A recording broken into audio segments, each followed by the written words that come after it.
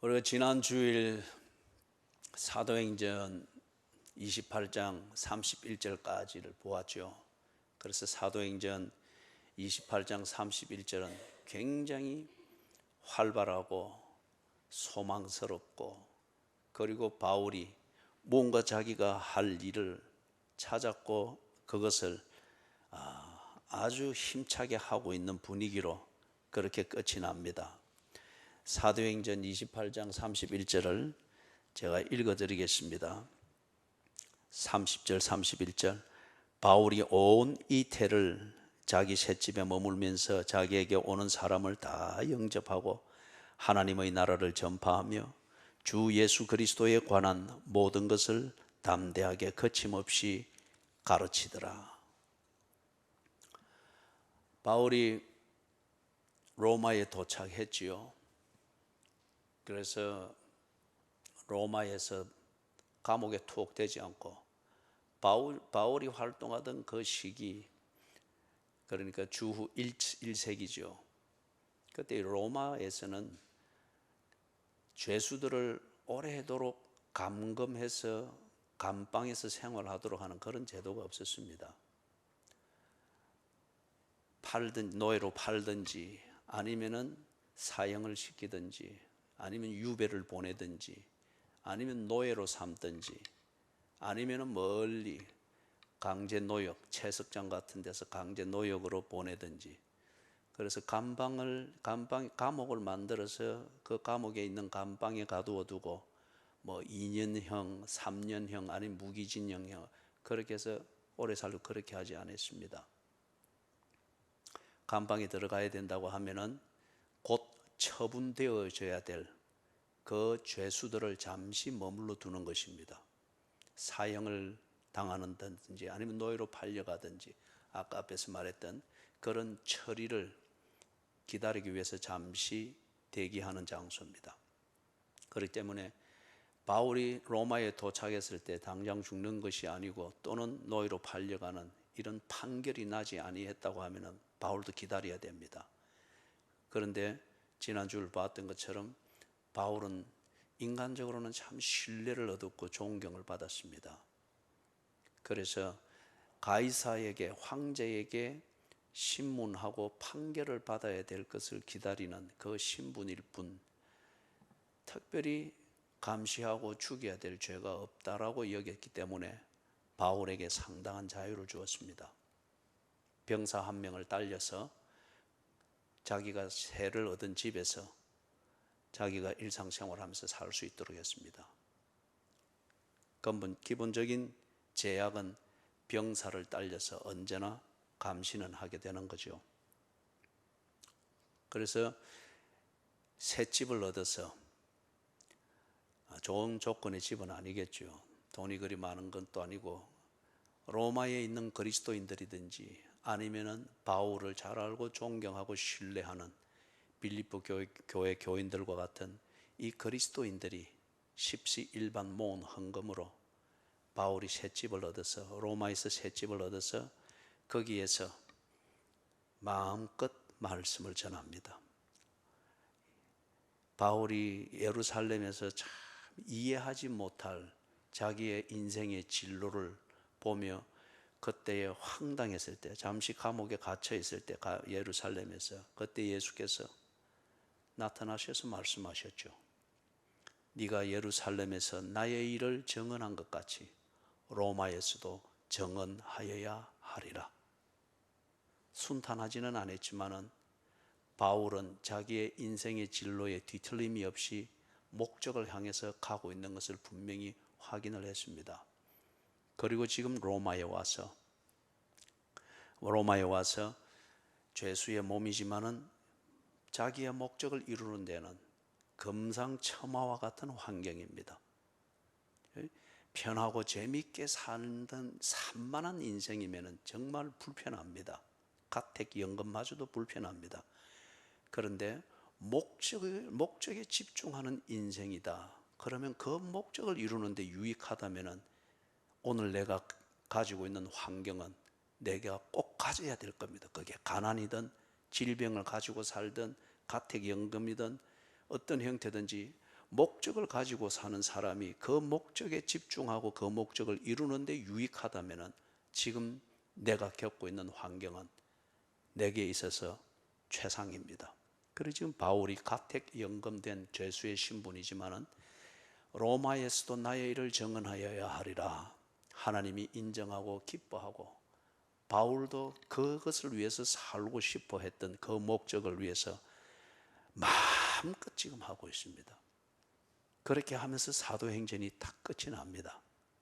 그런데 여러분들이 여기저기에서 얘기를 들을 때 바울이 로마 황제의 명령에 의해서 목이 잘려 죽는다는 것을 여러분이 들었지 않습니까?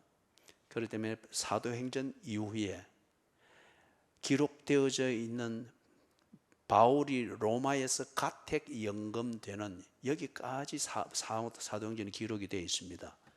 그때로부터 해서 바울이 목이 잘려 죽는 요 기간까지는 성경에 기록이 되어져 있지 않습니다. 그래서 이것은 역사적 자료를 통해서 추적이 되는 겁니다. 자, 여러분, 사도행전 이 이후에 바울의 삶을 다 보면은 일단 사도행전의 그 분위기는 조금 전에 말했던 것처럼 로마에서 투옥이 되는 셈이죠. 죄수로 지내는 거니까 2년 동안 가택 연금된 이 상태에서 마음껏 복음을 전하며 신분은 죄수의 신분으로서 지납니다. 그게 온 이태 동안 그렇게 표현되어 있는 시간입니다. 만 2년 동안에 그렇게 지낸 뒤에 풀려납니다. 자유의 몸이 됩니다. 그때가 약 주후 62년, 역사가들에 의하여서 거기에 시간 차이는 조금씩 있습니다. 그래서 주후 62년경으로 그렇게 봅니다. 그래서 풀려납니다. 풀려난 뒤에 바울이 이제 자유의 몸으로서 복음을 전하러 다닙니다. 그런데 복음을 전하러 다닐 때에 자기가 이전에 복음을 전했던 곳, 그것이 씨앗이 되어서 교회가 되고 그 교회가 대형 교회다 뭐 이렇게 생각할 필요는 없습니다. 2000년 전에 대형 교회면 그게 뭐 얼마나 크겠습니까? 그나마 그 중에서도 참 컸던 교회들은 에베소 교회와 같은 이런 교회들이죠. 그래서 조그만 교회일지라도 바울이 다니면서 자기가 증거했던 그 자리들을 확인하고 그 그리스도인들을 만나고 찬송가 480장에 있는 것처럼 천국에서 만나보자. 그것은 이 땅에서의 성도의 교제를 말합니다. 천국에서도 만날 수 있는 성도의 교제를 오늘 우리가 해야 되지 않느냐 그 말입니다. 그죠? 여기서는 재밌게 그렇게 해서 살았고 성도의 교제라고 했는데 천국에 갔을 때 그 사람이 안 보입니다. 나중에 눈을 들어보니 궁창 건너편에 있는 지옥에 있습니다. 그거는 성도의 교제가 아니라는 거예요. 그래서 천국에서 만나보자. 그날 아침 거기서 그렇게 될 수 있는 성도의 교제를 지금 나누는 것, 이걸 확인하라는 거예요. 그죠? 부부관계도 마찬가지고. 바울이 그렇게 다니면서 성도의 교제를 확인하고 그들을 격려하고 새로운 곳에 복음을 전거하고 그렇게 다닙니다. 그때에 바울이 그 가지 못하는 그 교회들, 만나지 못하는 성도들을 위해서 이 복음의 삶, 하나님의 백성으로서의 삶, 그리스도인의 삶, 이 위대함, 이 비밀스러운 이 위대함을 그들에게 격려하면서 그 복음에 근거한 믿음을 지킬 것을 편지로 써서 보냅니다. 그게 빌립보서, 빌레몬스, 골로새서, 에베소서. 여러분들이 이 네 편의 이 편지를 서신서를 보면은 굉장히 힘이 있습니다. 그리고 기쁨이 넘칩니다. 복음에 근거하고 복음을 믿는 믿음에서 사는 그리스도인의 이 삶의 위대함과 진정한 그 기쁨이 무엇인가를 말을 하고 있습니다. 바울이 이것을 쓴 것은 로마에 1차 투옥되어 있는 그때였습니다. 조금 전에 제가 잘못 말했는데 1차 투옥되어 있는 그 2년 동안에 이것을 씁니다. 그래서 빌립보서를 보면 나의 갇혀있는 이 상태가 복음을 전가함에 있어서는 더 유익하니라. 갇혀있는 몸이지만은 원하는 사람들, 특히 유대인들을 다 집에 초청해서 정말 안전하게, 그리고 마음껏 하루 종일 복음을 전했잖아요. 그들과 변론하고 했잖아요. 그래서 이게 더 유익이니라. 앞에서도 말했지만 참 목적을 정하고 목적을 위해서 사는 사람은 재미, 편안함, 향락 이런 산만하게 사는 사람이 원하는 그런 환경을 그런 데 정신 팔리지 않습니다. 목적을 이루고 성취하는 데 적합한 환경이냐, 그거죠.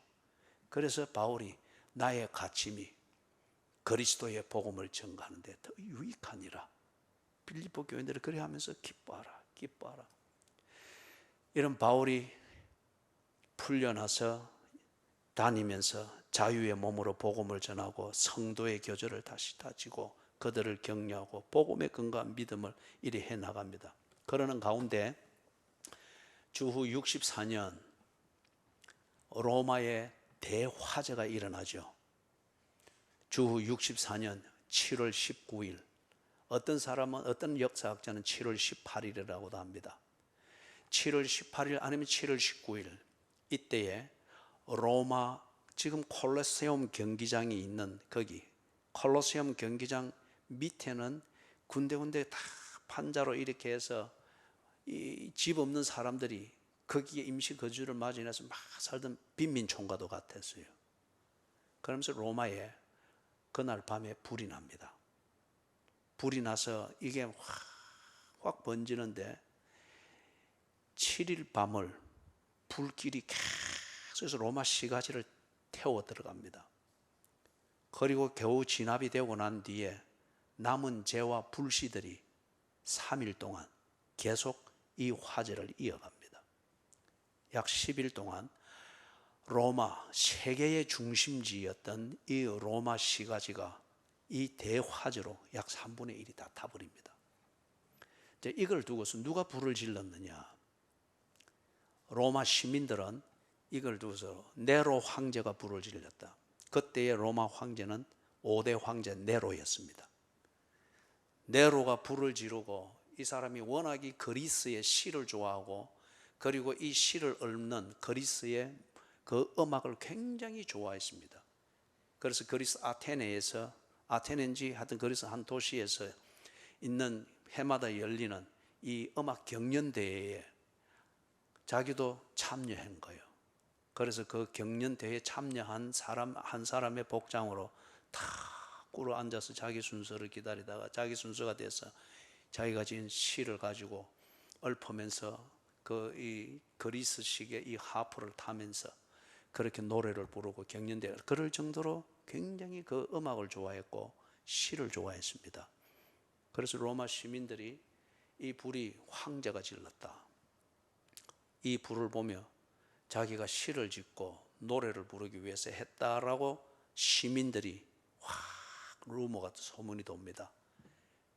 그러면서 이 불에 타서 모든 걸 다 잃어버린 시민들이 그 분노를 황제에게 집중을 하는 거예요. 네로가 위기감을 느낍니다. 이러다가 죽겠다, 죽죠. 그래 있으면 민심이, 성난 민심을 누가 막을 수가 있겠습니까? 여기에서 네로의 참모 중에 한 사람이 이 불을 지른 그 사람을 만듭시다. 그래서 평소에 들어보니까 기독교, 이 크리스찬들이 불을 이야기를 하고 세상 종말을 이야기하고 이래 하는데 이걸 시민들도 알고 있으니 이렇게 씌웁시다. 네로가 들으니까 아주 적절한 출구가 되는 거예요. 그러면서 기독교 교인들을 박해하고 죽이기를 시작합니다. 그러면서 이 기독교라고 하는 나사렛 예수당을 만드는 이 지도자를 잡아야 되겠다. 그런데 마침 바울의 이야기가 들립니다. 그래서 여기 우리가 디모데후서 4장을 읽어보니까 한 사람의 이야기를 하고 있죠. 많이 자기를 괴롭게 했다. 알렉산더의 이야기를 하죠. 그래서 우리가 생각하기에는 이 알렉산더가 당시 그리스연 니코폴리스에 거기에서 머물고 있던 바울을 고발을 한 것으로 봅니다. 이 알렉산더가 어떻게든지 해코지를 하고 이렇게 하는 가운데 이제 네로 황제의 칙령에 의해서 그리스도인들을 잡아 죽이는 이게 있으니 알렉산더에게는 너무도 좋은 기회죠. 그래서 바울을 고발합니다. 바울 여기 있습니다. 이 사람이 기독교를 퍼뜨리는 연병입니다. 그리고서 바울이 그래서 두 번째 잡혀갑니다. 두 번째 잡혀가서 그래서 감옥에 투옥이 됩니다.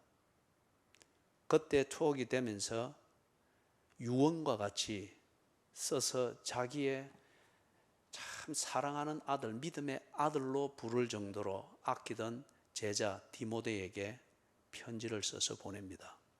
그게 디모데 후서입니다. 그래서 디모데 후서를 읽어보면은 인간적 관점에서 보면은 한 인간이 60대에 든 그 당시 60대 같으면은 지금 8, 90대 그런 정도 되겠죠. 종말을 보면서 자기의 유언을 쓰는데 거기에 자기 자신의 신념과 그리고 자기가 사랑하는 그 제자에게 정말 사람답게 사는 것, 그 지조를 지키고 그렇게 할 것을 인간적 관점에서 보면 그게 절절히 흘러갑니다. 그런데 바울과 같은 믿음을 가진 사람이 이 믿음의 관점에서 다 볼 때 공감하는 바가 너무 많습니다. 복음이 무엇인지 그 복음을 받아 정말 하나님의 자녀가 된 거듭난 생명으로 그리스도인으로서 사는 이 삶의 위대함과 세상이 결코 꺾을 수 없는 이 소망, 이것을 가지고 하나님으로부터 받은 이 사랑을 가지고 사랑하며 사는, 죽음을 불사하고라도 사랑하며 사는, 그리고 이 의지를 세상이 결코 꺾을 수 없고 세계를 호령하던 로마 황제의 이 권력마저도 결코 꺾을 수 없는 그리스도인의 삶을 보게 됩니다.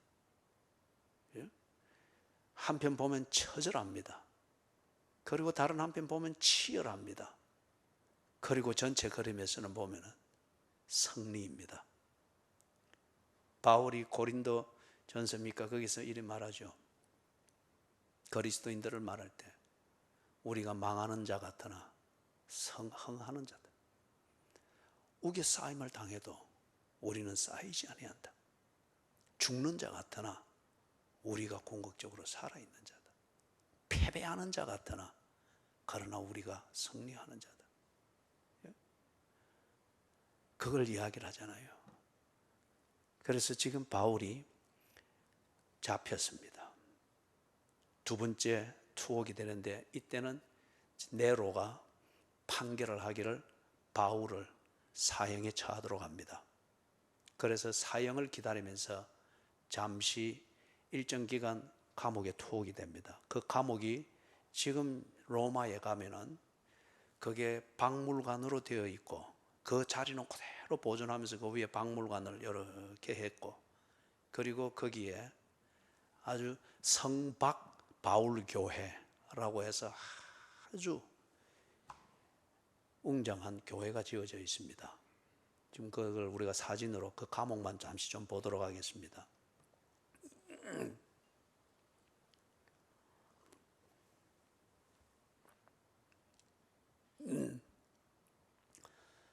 여러분이 인터넷에서 바울의 2차 투옥 또는 바울의 그 뭐라 그럴까 마지막 바울의 2차 투옥과 사형 뭐 어떤 이런 식의 키워드를 치면은 많은 자료를 볼 수 있을 겁니다. 그 중에 우리가 지금 스크린으로 함께 볼 수 있는 것 그걸 찾아봤습니다. 저거는 저 감옥, 그 감옥 위에 지어진 박물관과 같은 건물입니다. 저거는 중세에 지어졌어요. 그 다음 사진. 저게 지금 저 박물관 안으로 들어가면은 원래의 자리, 지금으로부터 2000년 전에 있던 그 자리는 그대로 보존을 해놨습니다. 해놨는데 저기 이제 계단으로 들어가면 저기 구멍이 보이죠? 저 구멍으로 죄수를 달아내렸습니다. 죄수를 달아내렸습니다. 근데 저기 이제 뒤에 중세로 가면서 저 자리를 기독교의 유적지로 보존하기 위해서 하다 보니까 옆에 내려가는 계단도 만들어지고 그렇게 되어 있습니다. 그 다음에 그 구멍으로 죄수를 달아내리면은 저 바닥에 당도하게 됩니다. 저 바닥은 주전 약 4세기경에는 저기에 물이 흘렀습니다. 지하수가 흐르는 그 길이었습니다. 그러면서 시간을 흘러가면서 수맥이 조금 바뀌니까 저기서 물은 저기에 흘러가지 않지만은 저 밑자리로 물이 흘러가니까 저 바닥이 언제나 축축합니다. 그리고 지금 저 위쪽에 보면은 구멍이 보이죠? 저쪽 구멍으로 죄수가 던져지거나 줄에 매여서 달아져 내려오는 겁니다. 저 높이가 약 9m 정도 됩니다. 9m 정도. 그래서 저 밑에 바닥에 보니까 구멍 같은 것이 하나 보이죠. 그래 저쪽에서 물이 언제나 고여 있거나 물이 올라온다고 하는 거예요. 그래서 사료에 의하면은 저 감옥, 저걸 마머틴 프리즌이라고 그렇게 부릅니다. 그거는 중세 때 그 이름이 붙여졌어요. 저 감옥에 바울이 저기에 갇혀서 있다가 죽었고, 그 다음에 사료에 의하면 베드로가 죽기 전에 저 감옥에 갇혀서 있었습니다. 그래서 두 사람이 갇혀 있는 동안에 저 감옥에 사형을 대기하거나 노예로 팔려가거나 어떤 다른 그 처리를 위해서 저기에 머무르던 거쳐갔던 바울과 베드로가 있는 동안에 이 두 사람이 같은 기간에 저 감옥에 감금되었는지 별도로 감금되었는지 이것은 확인이 안 됩니다. 그러나 이 두 사람이 저 감옥에 갇혀 있는 기간에 함께 있었던 그 죄수들 47명, 그들이 저기에서 세례를 받고 예수를 믿게 됩니다. 바울과 베드로예요. 그런데 저 감옥에서는 풀어진 몸으로 그냥 지낼 수 있는 게 아니고 저 벽 쪽에서 나오는 여기에 사슬에 매여 있게 됩니다. 그리고 저기는 화장실이 있거나 거기 아니에요. 또 9m, 지상에서부터 9m 지하로 내려와 있기 때문에, 그리고 바닥이 언제나 축축하기 때문에 저기는, 그래서 사료에 의하면은 바울이 저기에 갇혀 있을 때 다른 죄수들이 그리하듯이 제대로 입지도 못하고 먹지도 못하고, 그리고 자기가 한 배설물, 만든 배설물 위에서 자야 되고 거기서 지내야 되고 그럴 수밖에 없는 겁니다. 묶여 있으니까. 그런데 저기 함께 있던 거쳐갔던 죄수들 47명이 베드로와 바울의 복음 전도와 그 안에서 그들이 하나님의 백성으로서 몸은 묶이고 자기가 만든 배설물 위에서 자고 그렇기 때문에 아주 더러운 쓰레기와 다를 바 없이 보이나 그 가운데에서도 그리스도인으로서 사는 그 믿음과 소망, 이것을 나누며 지내는 그 모습을 보면서 그들이 바울과 베드로가 믿는 복음을 받아들입니다. 그리고 거기서 세례를 받았다고 합니다. 그때는 세례를 받는 것이 신앙 고백의 가시적인 증거였기 때문에, 그때 저 밑에 바닥에 있는 저 구멍처럼 보이는 거 있죠? 저기서 물이 올라왔다 그래요. 그리고 그 물로 그 죄수들을 세례를 주었다 합니다. 자, 바울이 저기에 갇혀 있다가 그 다음 사진 보십시다. 예, 저기 죄수를 9m 밑 바닥으로 달아내리거나 던지던 그 구멍입니다. 그래서 지금은 저기 위에 막아놨죠. 그 다음 사진요. 예, 저 내부입니다. 다 됐죠? 예, 지금은 저걸 그 위에 지상에 지어놓은 기념박물관. 예, 됐습니다. 바울이 저기에 갇혀 있다가 얼마 지나지 않아서 끌려 나가서 목이 잘려서 죽습니다. 바울은 목이 잘려서 죽습니다. 그런데 저기 갇혀 있다가 끌려나가서 사형을 당한 베드로는 십자가에 달려서 죽습니다. 그때 죽을 때에 내가 예수님처럼 같은 자세로 십자가에 달릴 수가 없다. 감히 내가 걸을 수가 없으니 나를 거꾸로 매달아 달라. 그렇게 해서 십자가에 달려 죽었는데 그 자리가 지금 바티칸 성전이 서 있는, 그때는 바티칸 언덕이었어요. 거기에서 베드로가 십자가에 달려 죽었다는 이걸 기념하기 위해서 거기에 베드로 성전을 지은 겁니다. 그게 지금 바티칸의 유명한 그 성전입니다. 그런데 바울은 십자가에 달리지 않고 목이 잘려 죽었습니다. 왜 그렇느냐 하면은 로마 시민권을 가진 자는 십자가에 달려 죽게 하거나 채찍으로 치거나 이렇게 할 수가 없습니다. 로마 시민에게는. 그거는 너무 저주스러운 것이기 때문에 로마 시민이 권을 가진 자가 사형을 당해야 되면은 목을 쳐 죽입니다. 그래서 바울은 로마 시민권을 가진 자였고 베드로는 로마 시민권이 없는 유대인이었기 때문에 이방인을 죽이는 그 사형 방법으로 십자가에 달아 죽이고, 바울은 로마 시민권자였기 때문에 목을 쳐 죽였습니다.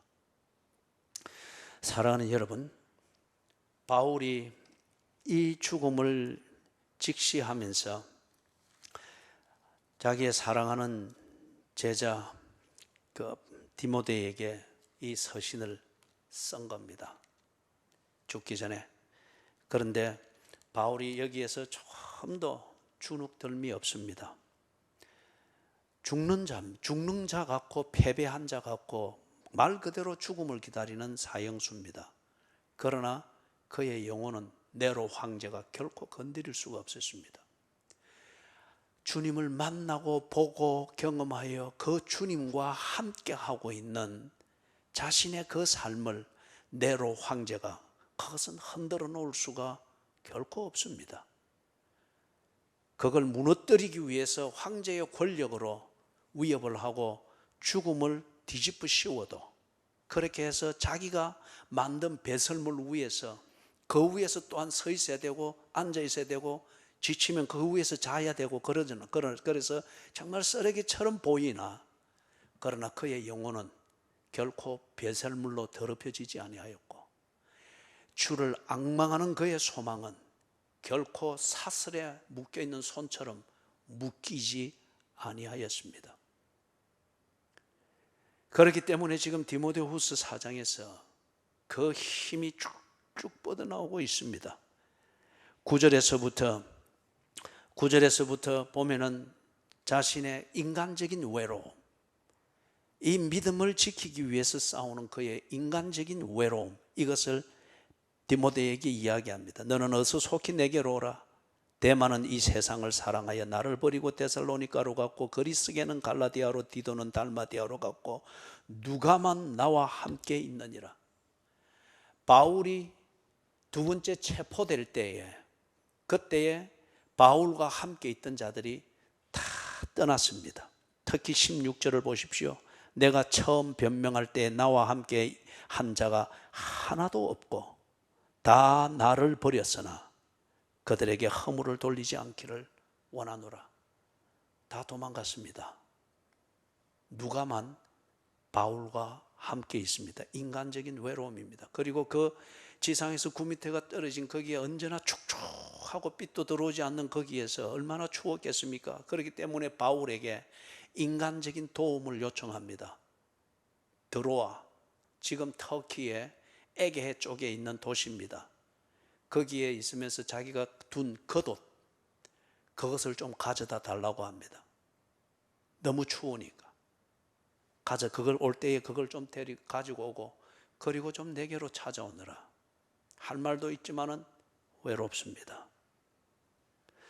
사랑하는 여러분, 그런데 바울이 이러한 자신의 삶을 두고서 조금 더 후회가 없습니다. 초라하게 보이지 않기 위해서 그리고 정신을 잃지 않기 위해서 몸부림치는 이 처절함과 치열함이 있어서 그것을 보는 네로 황제의 눈에는 별것 아닌 종교인으로 보일지 모르나 그러나 그는 바울의 영혼을 못 봅니다. 바울을 붙들고 있는 주님을 로마의 황제는 못 봅니다. 그냥 처절한 배설물에 더럽혀진 덩어리로밖에 보이지를 않을 겁니다. 그러나 바울은 자신의 이 삶을 두고 뭐라 합니까? 전제와 같이 내가 벌써 부어짐이 되고 남김없이 죽게 들여졌다는 거예요. 나의 떠날 시각이 가까웠도다. 네로가 바울의 목숨을 앗아가는 것 같으나 궁극적으로는 바울이 주의 복음을 위하여 그리고 자신의 목적을 위하여 죽어야 하면은 기꺼이 죽겠다는 겁니다. 죽어 사랑을 이룰 수 있다면은 죽겠다는 겁니다. 나의 떠날 시각이 가까웠도다. 나는 선한 싸움을 싸우고 나의 달려갈 길을 마치고 믿음을 지켰다고 합니다. 바울은 끌려다니는 삶을 살았던 게 아니었습니다. 굿 파이터, 선한 싸움을 싸웠고 자기는 그 싸움에 있어서 비급하지 아니하였고 그 싸움에 있어서 종교적으로 빌빌거리면서 처신하지 아니하였다. 나는 나다웠다. 나는 내가 믿는 믿음을 따라 살았다. 이 믿음의 실제인 것을 그들에게 보여주며 살았다. 나는 선한 싸움을 싸웠고 나의 달려갈 길을 달려갔고 믿음을 지켰다고 합니다. 비록 내 모습이 마지막 모습이 내가 만든 배설물 위에서 살아야 되는 이런 것이지라도 내 싸움을 위해서 그것을 감당해야 된다면 나는 기꺼이 감당했노라. 그 불편을 피하고 고생을 피하기 위해서 내 싸움을 피하지 아니하였다는 거예요.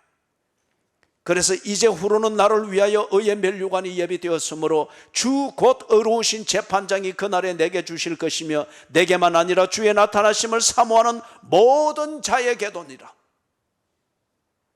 승리자의 노래입니다. 바울이 네로에게 잘 보이고 네로의 마음을 사고 세상에 유익을 얻고 육체의 정욕과 안목의 정욕과 이생의 자랑이 채워지는 이것으로서 자신의 인생의 성공 여부를 판가름하려는 이런 인생을 살지 않았습니다. 그 기준이었다면 바울은 처절한 실패자입니다. 그러나 바울의 목적과 바울의 정체성은 주님과의 관계였습니다. 그리스도인으로 사는 것이었습니다. 하나님의 성민으로서 자신의 정체성을 알고 하나님의 성민으로서 성민답게 사는 것이었습니다. 그 점에 있어서 그는 부끄러울 게 없습니다. 자기 다웠습니다. 자신의 삶을 살았습니다. 진정 지켜야 될 관계, 하나님과의 그 관계, 이것에 있어서 그는 절개를 지켰고 그 관계를 빛나게 했다는 겁니다.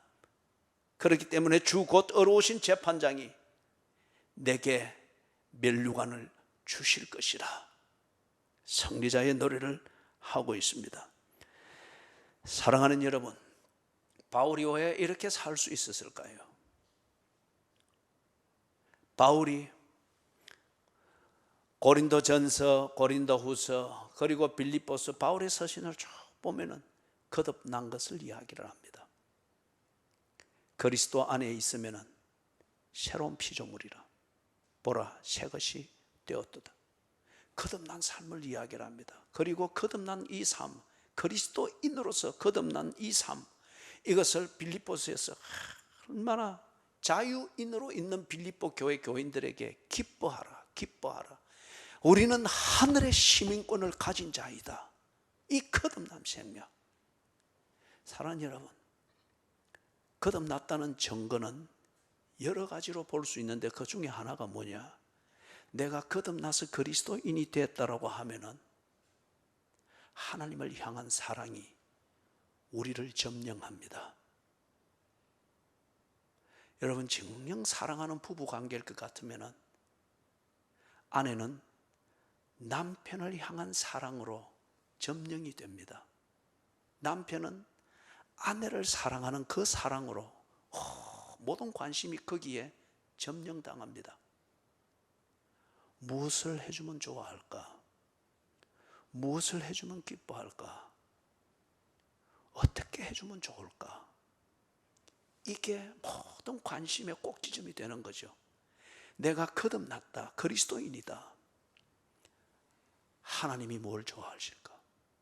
하나님은 내가 좋아하는 것을 위하여서, 나의 나다움을 위해서 하나님은 당신의 생명을 주셨습니다.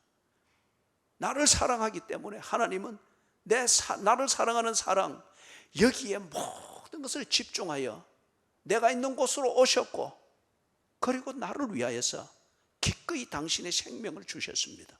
나를 사랑하기 때문에. 내가 하나님의 백성이 되었다는 증거, 유일한 중요한 증거 중에 하나는 똑같은 그 사랑으로 하나님께 매이게 됩니다. 어떻게 하나님을 사랑할까? 어떻게 하나님을 영광스럽게 할까?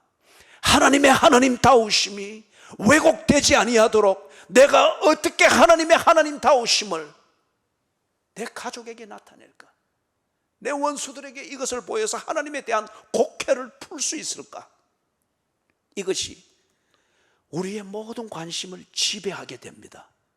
바울이 이것의 지배를 받기에 그의 진로를 그렇게 정했고 그런 삶을 기꺼이 살았습니다. 바울의 키는 150을 넘지 아니했습니다.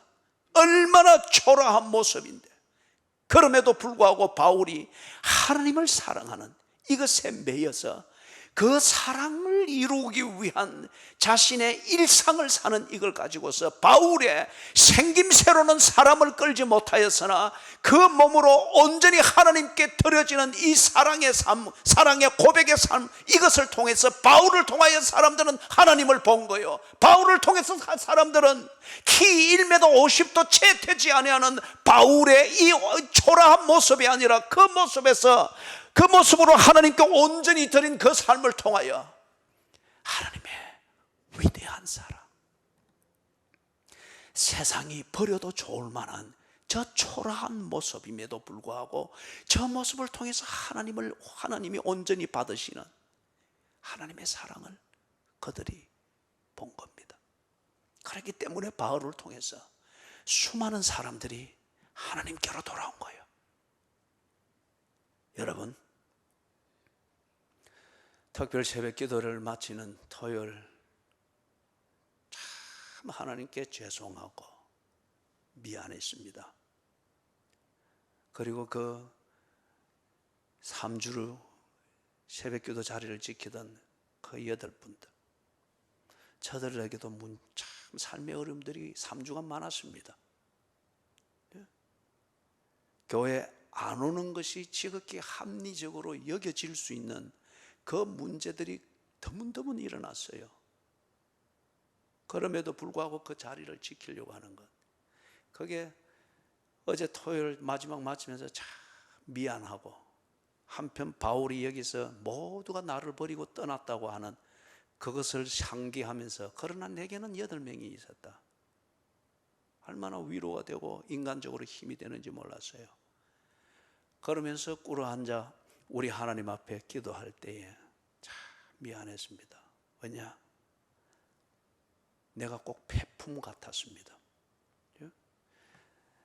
3주간 한두 가지의 질병이 내게 급습을 하면서 일어서면은 그게 그렇게 힘이 들고, 앉으면은 또 그 어떤 수포들이 난 이것 때문에 앉아 있을 수도 없고, 엎드리면은 또 그게 마비가 되어지는 이게 때문에, 그럼에도 불구하고 3주를 8분을 보면서 함께 버텨냈는데 하나님이 끝까지 하게 하셨다고 하는 것, 그리고 말씀을 전하고 묵상할 때는 그게 크게 문제가 되지 않았습니다. 그러면서 토요일 마지막 엎드릴 때는 이 폐품 같은 나, 더 이상 뭘 어떻게 쓰겠나 싶고, 그리고 시간을 볼 때에 꼭 바울이 자기 시간을 재듯이 살아온 시간에 비해서는 남아있는 시간이 너무 없는 거예요. 그리고 몸은 폐품 같은 거예요. 엎드려서 생각하니. 그러니 참 하나님 앞에 미안했습니다.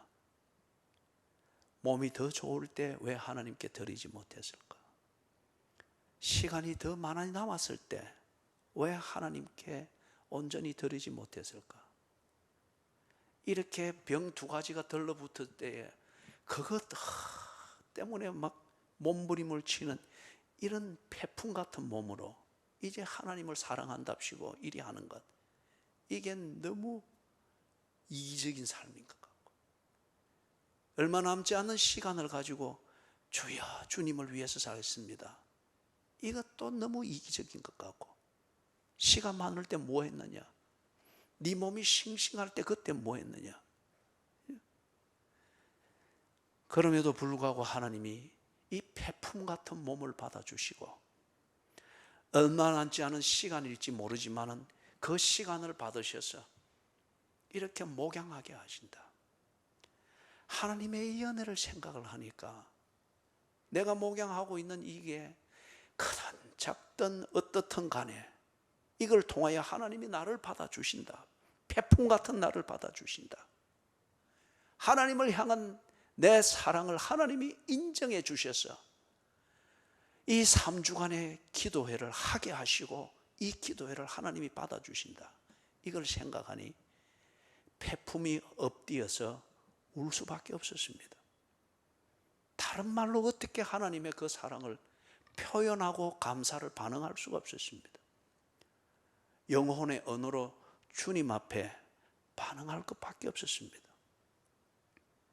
1시간여를 울고 통곡하고, 그리고 폐품 같은 내 몸을 다시금 만져보면서 이걸 하나님이 받으셔서 사용하신다. 그래서 이렇게 목양하게 하신다. 이걸 생각하니 참 찬송가 143장 마지막 절 가사처럼 늘 울어도 못 갚을 줄 압니다. 그래서 드릴 것은 없고 몸밖에 드릴 것 없어 이 몸 바칩니다. 그 가사를 되뇌일 때 너무 미안한 거예요. 몸밖에 드릴 것 없어 몸을 드리는데 이 몸이 폐품 같은 거예요. 유효기간이 거의 끝나가는 거예요. 이걸 하나님 앞에 바친답시고 생색내는 게 얼마나 미안한지. 한편 하나님이 이걸 받으시고 이 강단에서 기도하게 하시고 목양하게 하신다는 이걸 생각하니 한편 하나님의 그 사랑과 그 자비하심이 얼마나 큰지 정말 늘 울어도 못 갚을 줄 아나 실감나는 토요일 새벽이었습니다. 사랑하는 여러분, 하나님은 당신의 백성들을 목적을 향하여 인도해 가십니다. 그리고 하나님께서 나를 사랑함에 있어서 사탄의 어떤 관계가 있어도 지지 아니하고 실패하지 아니했던 것처럼 그 은혜를 받아 하나님의 성민이 된 바울 같은 여러분들은 하나님을 사랑하는 이 사랑으로 매여 있다고 하면은 그 사랑의 불길로 사는 여러분의 삶은 결코 실패하지 아니할 겁니다.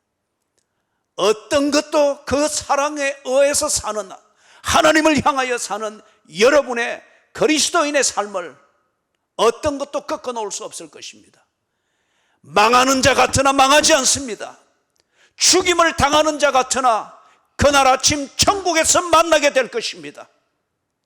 때로 먹지 못함이 있을지라도 하나님이 먹여주시는 하늘의 양식을 결코 무색해 만들 수 없을 것입니다. 폐품 같은 몸일지라도 하나님은 폐품 같은 몸으로 따지지 아니하시고 그 몸으로도 하나님을 사랑하고자 하는 그 사랑에 지배받는 그 삶을 하나님은 기뻐하십니다.